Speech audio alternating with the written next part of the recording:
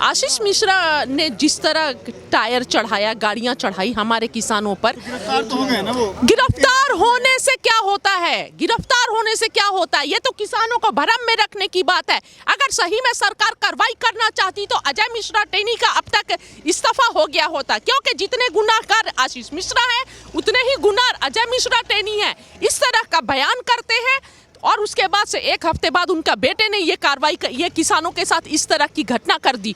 और दूसरी तरफ बहुत अफसोस की बात है कि देश की गोदी मीडिया जो है, जो मीडिया देश का चौथा स्तंभ होता है और हर गलतियों को उजागर करता है, वो मीडिया ये बता रहा था कि किसान गुनहगार है। अगर वो वीडियो फुटेज दूसरे दिन नहीं आती तो ये तो पूरा तैयारी कर चुके थे पूरे देश के सामने किसानों को गलत ठहराने का, गलत दिखाने का। कहीं कहीं आपको लगता है क्या ऐसे कि अगर उनके पिताजी मंत्री पद पर बने रहेंगे तो पुलिस की जो कार्रवाई है उसमें कुछ दिक्कत होगी? बिल्कुल होगी। अविलंब अरेस्ट करने से पहले पिता का जो है वो इनका ये इस्तीफा होना चाहिए था, जो कि इस्तीफा नहीं हुआ और वो पद पर बने रहेंगे तो इससे पद की गरिमा भी जाएगी कि ऐसे संवैधानिक पद पर होकर ऐसे जहर भरा स्पीच देते हैं। तो ऐसे सांप और सपोलों का फन तभी कुचला जाएगा जब बेटा जेल में है और उसके साथ बाप भी जेल में जाए। और जो भी किसानों के खिलाफ बोलता है या समाज को तोड़ने की कोशिश करता है, ऐसा स्पीच देता है कि समाज में जहर फैले, आपस का सौहार्द बिगड़े, तो ऐसे लोगों पर अविलंब कार्रवाई होनी चाहिए। क्यों लगता है कि देखिए एक बात और, आज हम देखते हैं कि बहुत सारे बेगुनाह लोग जो पत्रकार बंधु हैं, जो सरकार के खिलाफ निष्पक्ष होकर बोलते हैं, आवाज उठाते हैं, या सोशल एक्टिविस्ट या ऐसे लोग कोई भी हो जो सरकार के खिलाफ बोलते हैं, वो सलाखों के पीछे हैं। उनका गुनाह क्या है? कुछ भी नहीं, बस उनकी आइडियोलॉजी अलग है, ये उनका गुनाह है। लेकिन आज हम देख रहे हैं कि खुलेआम जहर उगलने वाले लोग जो हैं वो पद पर बने हुए हैं। हाँ, तो ये पद की गरिमा के साथ खिलवाड़ है, मजाक है संविधान के साथ। कोई बात नहीं, संविधान की अवहेलना है, ये लोकतंत्र की हत्या हो रही है। ऐसे लोगों को अविलंब इस्तीफा दे और कार्रवाई दोनों पर हो, दोनों पर सेम कार्रवाई हो और कानून ऐसा हो सबके लिए बराबर हो। केंद्र की सरकार और यूपी की सरकार दोनों बिल्कुल निश्चिंत है, कोई उनको खबर नहीं है। सरकार तो निश्चिंत रहेगी ना, सरकार तो निश्चिंत रहेगी, क्योंकि ये तो किसानों को ये तो परेशान कब होते हैं? जब इलेक्शन का समय आता है, वोट का टाइम आता है, तब ये खोजते हैं कि क्या ऐसा तरीका अपनाया जाए जिससे किसानों को गलतफहमी में वोट लिया जाए। वोट बैंक की राजनीति से मतलब है, बस इन्हें वोट चाहिए। अभी जब इलेक्शन आएगा तब आप देखिएगा किस तरह के तरीके अपनाए जाते हैं। देखिए यहाँ पर लखीमपुर खीरी में हत्या होती है और शाहरुख खान के बेटे का न्यूज़ पूरे दिन चलता है।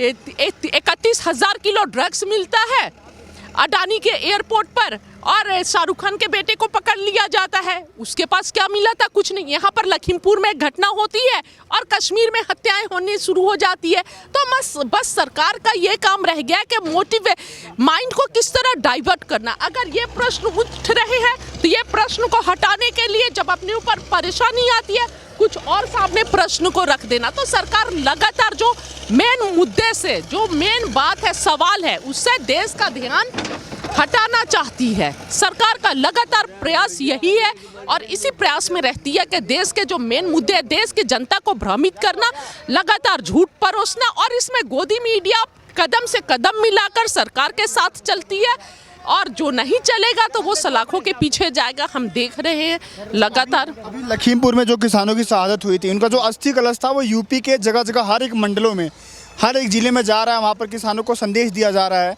उसको लेकर के, कलशी जो यात्रा है अस्थि को लेकर के। क्या देखती हैं उसके किसानों को बीच में क्या संदेश जाएगा?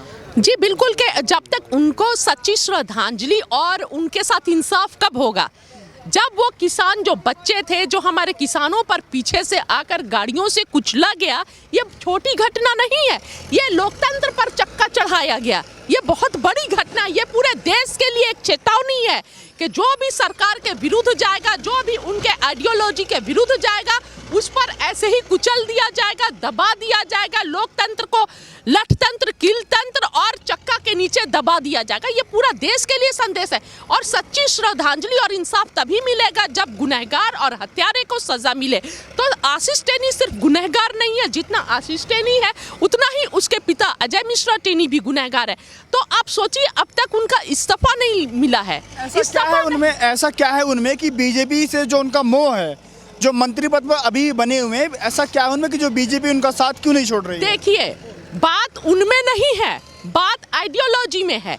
अजय मिश्रा टेनी और बीजेपी दोनों की आइडियोलॉजी सेम है।